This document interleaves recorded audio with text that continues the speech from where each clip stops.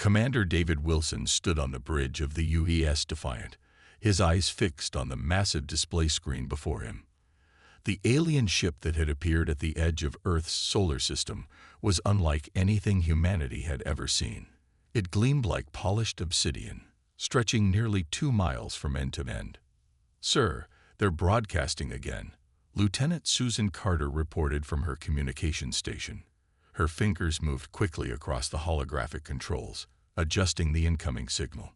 The alien face that appeared on the main screen belonged to a being with purple-tinted skin and 4 pairs of eyes arranged in a diamond pattern. Its mouth curved into what Wilson could only interpret as a sneer. "Humans," the alien spoke in perfectly translated English. "I am Supreme Commander Xarthal of the Zarkax Federation. We have been observing your species for some time now." Wilson straightened his uniform and responded with diplomatic care. "On behalf of Earth, we welcome peaceful contact with your civilization." A sound like grinding metal emerged from the alien, apparently their version of laughter. "Peaceful? How quaint. We've reviewed your technological capabilities. Your ships are barely more than primitive containers with simple rocket propulsion.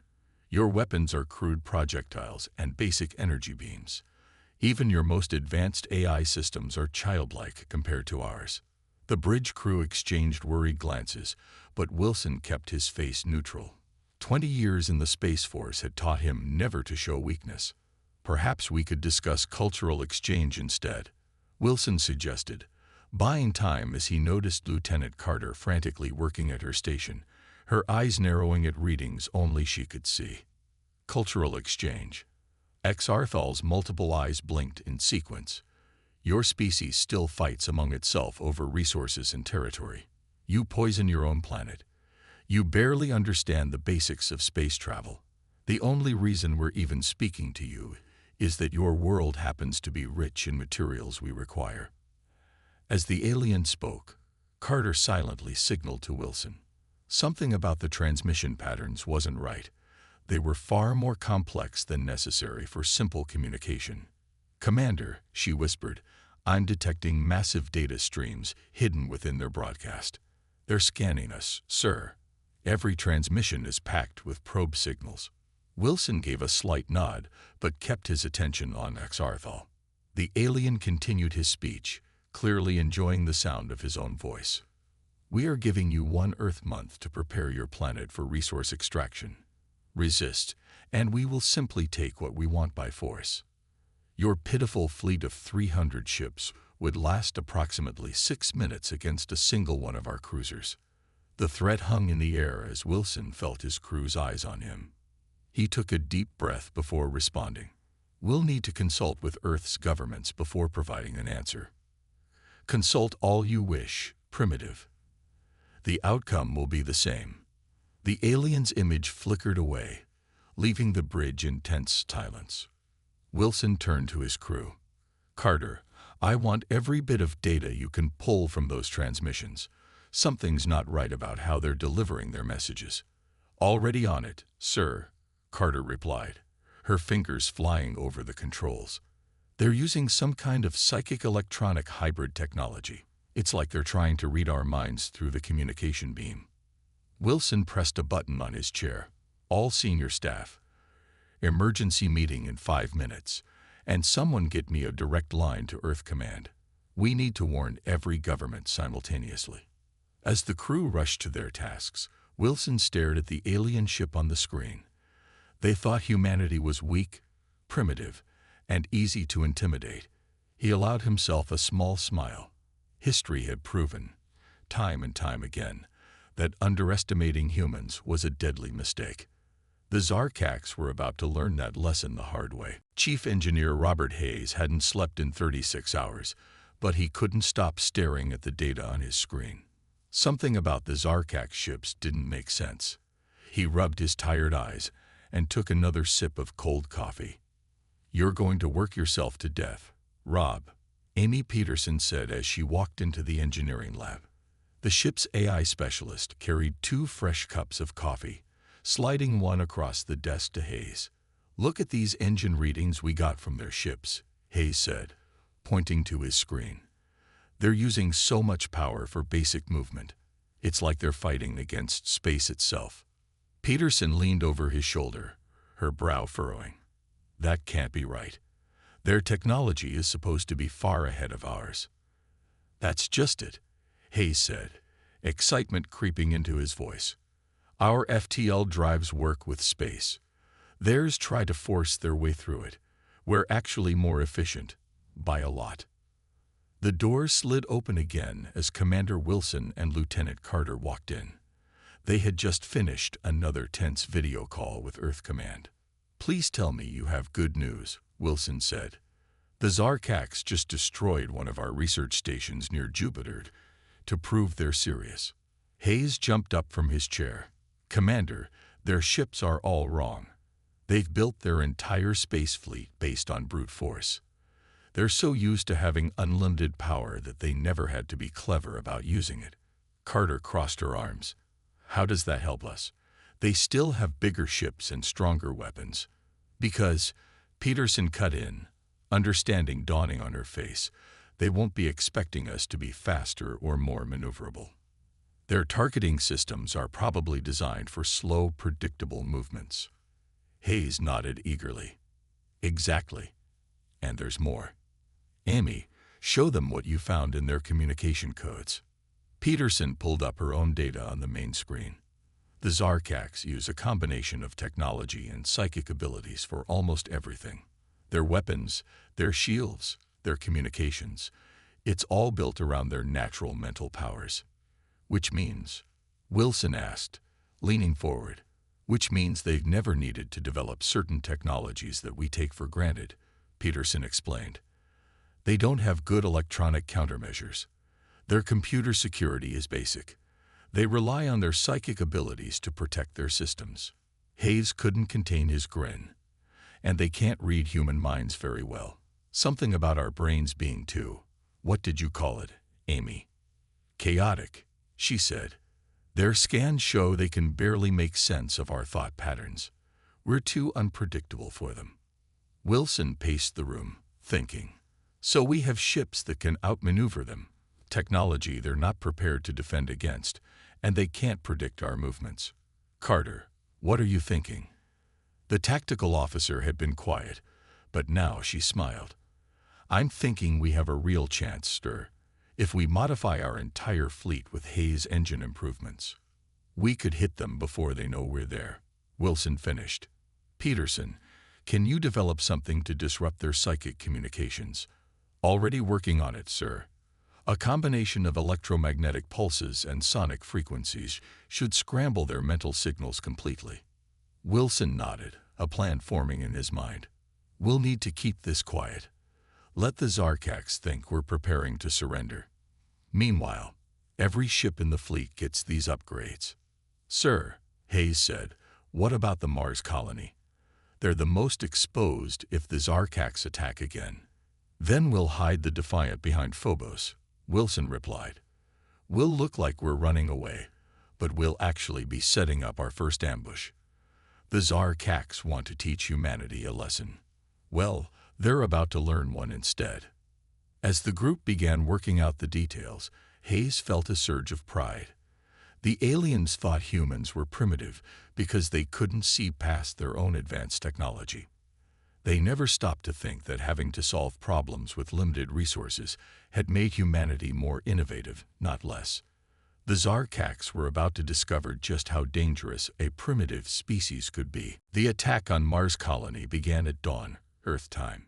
3 Zarkax warships appeared from hyperspace, their black hulls gleaming in the red planet's weak sunlight. They didn't bother with warnings this time. Their energy weapons fired immediately at the colony's outer domes. Behind the moon of Phobos, the UES Defiant waited in complete silence. Commander Wilson watched the enemy ships on the main screen, his jaw tight with anger. Colonists are evacuating to the underground shelters, Lieutenant Carter reported. No casualties yet. The dome's new shields are holding better than the Zarkax expected. Time to show them our first surprise, Wilson said. Hayes, are the engines ready? In engineering, Hayes finished his final checks. Ready, sir. The new drive system is purring like a kitten. They'll never see us coming. Peterson, is your jamming system online? Yes, sir, she answered from her station. As soon as we activate it, their psychic communication network will go dark. Wilson took a deep breath. All hands, battle stations.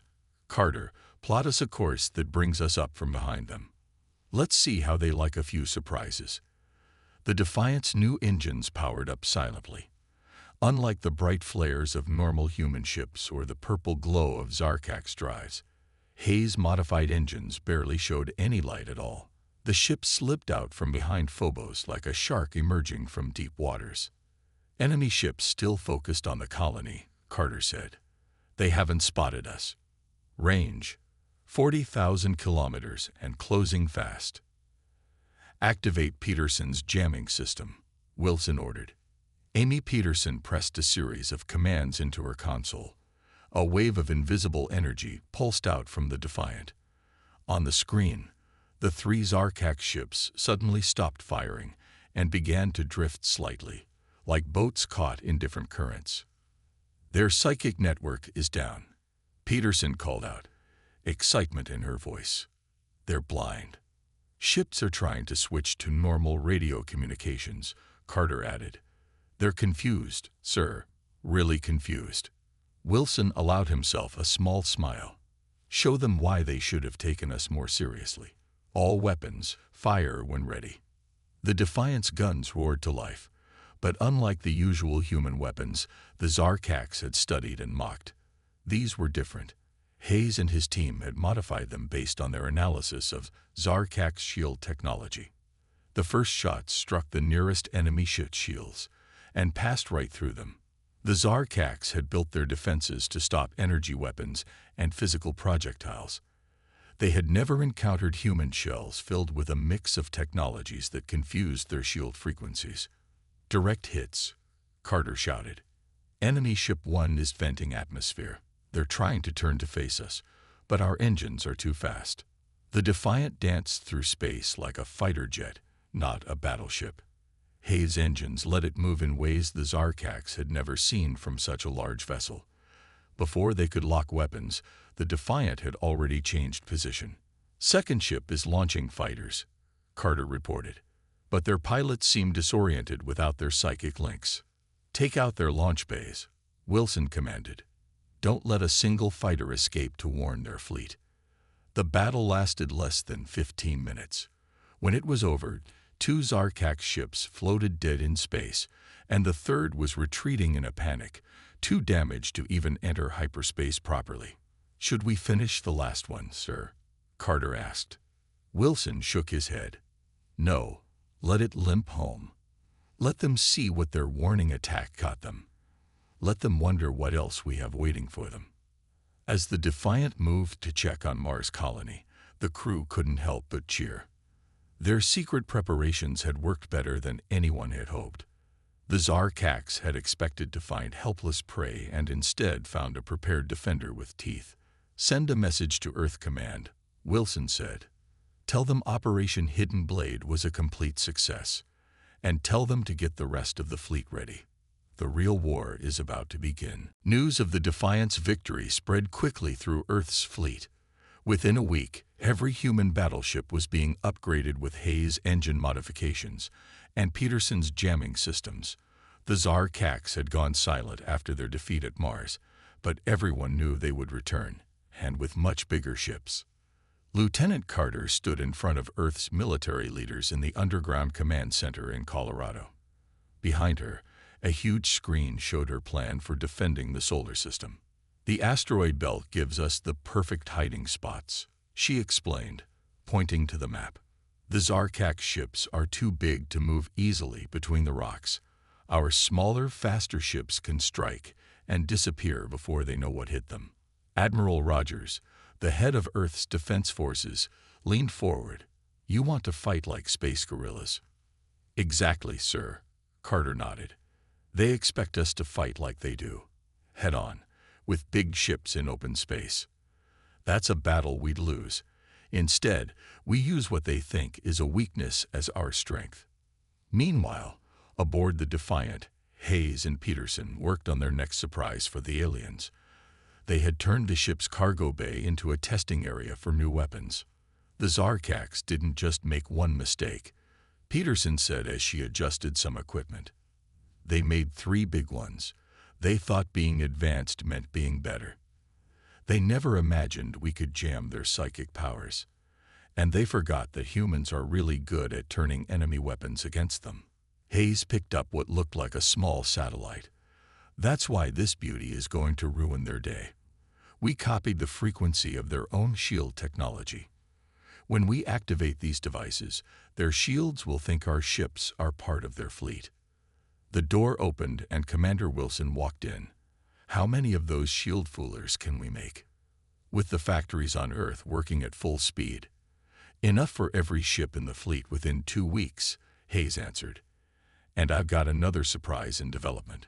Before he could explain, alarms blared through the ship. Carter's voice came over the speaker. Commander, to the bridge. Long-range sensors detect multiple Zarkax battle groups entering the system. When Wilson reached the bridge, the main screen showed at least 30 enemy ships, including one massive vessel that made their previous opponents look tiny. They'd brought a dreadnought, Carter said.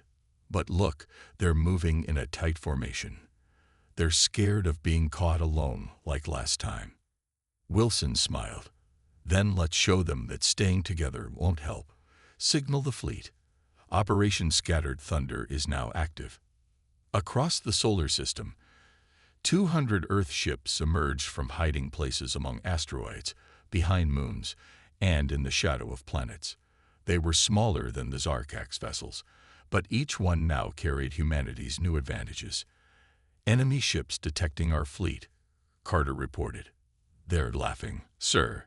Their commander is sending a message saying we're brave, but stupid to face them in open battle. Let them laugh, Wilson said. All ships, activate Peterson's jamming field on my mark. The Zarkax fleet moved forward confidently, their weapons charged.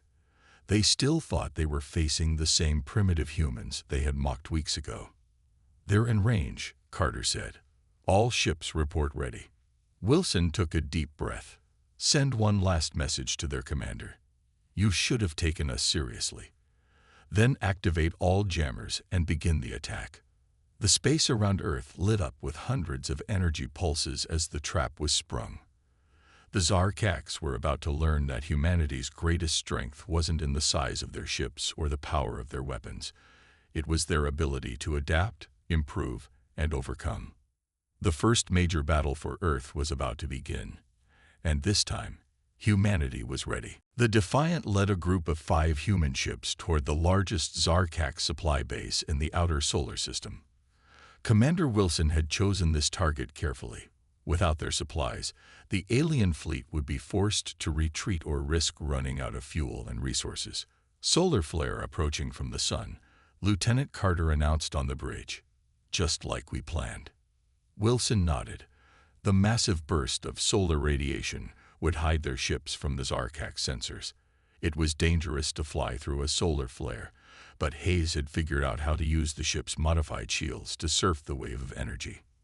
All ships, maintain formation, Wilson ordered. Hayes, how's our new weapon system? In engineering, Hayes and Peterson made final adjustments to their latest creation.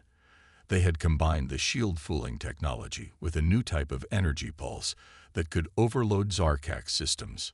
Ready for its first real test, sir, Hayes replied. If it works like it did in trials, their capital ship won't know what hit it. The Zarkax supply base came into view, a massive space station surrounded by defensive satellites and patrol ships. At its center sat a Zarkax capital ship, twice the size of any vessel humanity had faced before. They still haven't spotted us, Carter said. The solar flare is giving us perfect cover. Wilson leaned forward in his chair. All ships, battle positions. Peterson, start the jamming field. Hayes, power up the new weapon. Let's show them our latest surprise. The 5 human ships burst out of the solar flare like arrows from a bow. By the time the Zarkax radar operators saw them, Peterson's improved jamming field had already shut down their psychic network. "They're scrambling fighters," Carter reported. "But they're confused. Our shield signatures look like their own ships to their targeting systems." The Defiant spun through space, dodging enemy fire while its companions split up to attack different parts of the base. Hayes' new weapon fired for the first time, a pulse of blue-white energy that struck the capital ship's main hull. For a moment, nothing seemed to happen. Then the massive alien vessel's lights flickered and went dark. "Direct hit," Hayes shouted over the comm. "Their power grid is overloading. They didn't expect us to turn their own shield frequencies into a weapon." The Zarkak's capital ship drifted helplessly, its weapons and engines dead. The sight of their most powerful vessel being disabled by a human ship sent panic through the alien fleet. "Enemy ships are breaking formation," Carter said, excitement in her voice. "Their commanders can't coordinate without their psychic network. They're running into each other, trying to escape." Wilson allowed himself a smile. "Launch Phase 2. Target their fuel storage tanks." The human ships released dozens of small, smart missiles that slipped through the confused Zarkak's defenses. The explosions that followed lit up space like new stars being born. "Sir," Peterson called from her station, "we're picking up transmissions from other alien species in nearby systems. They're watching this battle." "Good," Wilson replied. "Let them see. Let everyone see what happens when you underestimate humanity." The battle lasted another 20 minutes, but the outcome was already decided. When it was over, the largest Zarkak supply base in the solar system was a field of floating debris. Their mighty capital ship had surrendered, its crew evacuated to escape pods. As the Defiant and its companion ships secured their victory, Wilson received a message from Earth Command. Other alien species, ones who had been forced to serve the Zarkaks, were reaching out. They wanted to know more about the humans who had done the impossible. "Send a response to Earth Command," Wilson told Carter. "Tell them Phase 3 can begin. It's time to build some new alliances." The tide of war had turned, and the galaxy was watching. Humanity had proved it wasn't just another primitive species to be conquered. It was a force to be reckoned with. The meeting room on the Defiant was crowded with beings from 5 different alien species. Each had secretly contacted Earth after watching humans defeat the Zarkak's capital ship. Commander Wilson sat at the head of the table, with Lieutenant Carter and Amy Peterson beside him. "For 300 years, the Zarkaks have ruled through fear," said Krill, a tall, blue-skinned alien from the Centauri system. "They called themselves the most advanced species in the galaxy, but you humans proved them wrong. We were forced to mine resources for their fleet," added Venna, a reptilian being with silver eyes. "They said our technology was too primitive to be worthy of respect, just like they said about yours." Wilson leaned forward. "Then let's help each other. Your people know their worlds, their bases, their weak points. We have the technology and tactics to hit them where it hurts." Peterson brought up a holographic map of the galaxy. "We've modified our jamming technology to work at longer ranges. We can shut down their psychic networks across entire star systems now. And we can share our shield-breaking weapons with your ships," Carter added. "Together, we can coordinate a massive attack on multiple fronts." The aliens looked at each other, hope showing in their various faces. For centuries, they had dreamed of freedom, but never dared to fight back. Now these humans, who the Zarkaks had mocked as primitives, were offering them a real chance. "The Zarkaks' home system is heavily defended," said Torque, a crystalline being who sparkled when he spoke. "They have thousands of ships protecting their world." "Numbers don't win battles," Wilson replied. "The Zarkaks rely too much on their advanced technology and psychic powers. Take those away, and they're vulnerable. We've proved that 3 times now." He stood up and walked to the star map. "Here's my plan. Your people start small rebellions in your systems, drawing their ships away from their homeworld. Meanwhile, we upgrade your ships with our technology. When the time is right, we all strike together." "A coordinated attack," Krill said, understanding dawning in his glowing eyes. They won't expect their slave races to have such advanced weapons, or to be working with humans, Venna added with a sound like rattling bells, her species' virgin of laughter. Over the next few days, the alliance grew stronger. Hayes worked with alien engineers, showing them how to modify their engines and weapons. Peterson taught them how to counter Zarkak's psychic abilities. Carter helped them plan guerrilla tactics that would work in their home systems. 1 week later, the rebellion began. The Zarkaks received reports of uprisings on 20 different worlds at once. Their fleets scrambled to respond, spreading themselves thin across the galaxy. On the Defiance Bridge, Wilson watched the reports coming in. The Zarkaks are pulling ships from their home defense fleet, just as we predicted. "Sir," Carter called out, "all Allied forces report ready. The Zarkaks' home fleet is down to half strength." Wilson took a deep breath. This would be the largest space battle in known history. 500 ships from 7 different species, all united against the Empire that had mocked them all as primitives. "Send the signal to all ships," he ordered. "Tell them Commander Wilson says, 'Today we proved that being advanced doesn't mean being better. It just means you have further to fall.'" The Defiant led the massive fleet toward the jump point. In a few hours, they would emerge in the Zarkak's home system. The species that had ruled through fear and arrogance was about to learn its final lesson about underestimating others. The greatest battle of the war was about to begin. The battle for the Zarkak's homeworld lasted 3 days. When it was over, the mighty empire that had mocked humanity lay in ruins. The Defiant hovered near the planet's capital city, where Commander Wilson prepared to accept their surrender. "The Zarkak's Supreme Council is ready to board," Lieutenant Carter reported. Her uniform was wrinkled from 3 days without rest, but pride shone in her eyes. The same alien leader who had first contacted Earth and mocked their primitive technology now walked onto the Defiance Bridge. Supreme Commander Carthel looked much less confident than before. His purple skin had turned pale, and his 4 pairs of eyes couldn't meet Wilson's gaze. "You understand the terms of surrender?"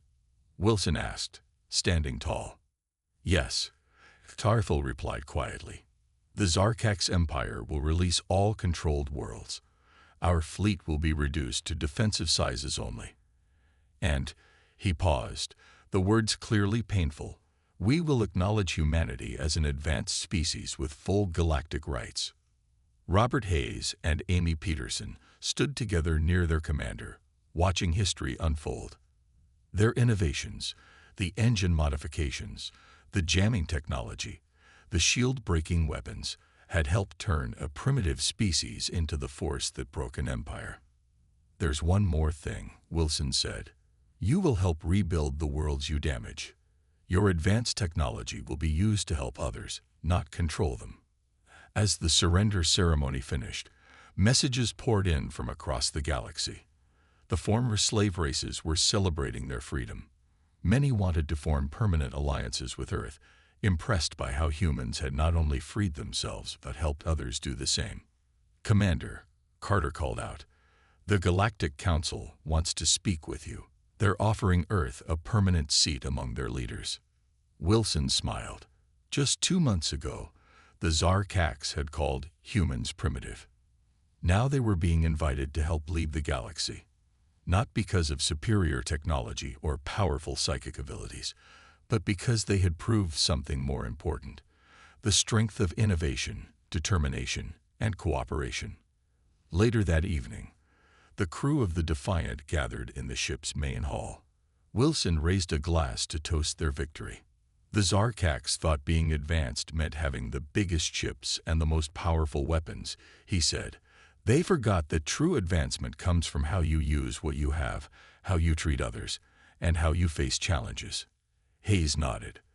They never understood that working with limited resources made us more creative, not less capable, or that their mockery only made us more determined to prove them wrong. Peterson added. "The galaxy has changed," Wilson continued. "Earth is no longer seen as a primitive backwater. We've shown that humanity's greatest strength isn't our technology. It's our ability to adapt, innovate, and work together. A message flashed on the main screen, the first transmission from Earth's new embassy on the Galactic Council station. Humanity would help shape the future of the galaxy, teaching others that true advancement wasn't about having the most power, but about using it wisely. Lieutenant Carter raised her glass. To the crew of the Defiant, who showed the galaxy that you should never mock what you don't understand. And to humanity, Wilson added, who proved that being underestimated can be the greatest advantage of all. As the celebration continued, news spread throughout Earth's fleet. Their victory had earned them more than just respect. It had won them allies, friends, and a chance to help build a better galaxy. The species that had once been mocked as primitives would now help lead the way forward. The Zarkax had learned their lesson the hard way. Never judge a species by their apparent level of technology, because sometimes the ones you mock as primitive today might be the ones accepting your surrender tomorrow.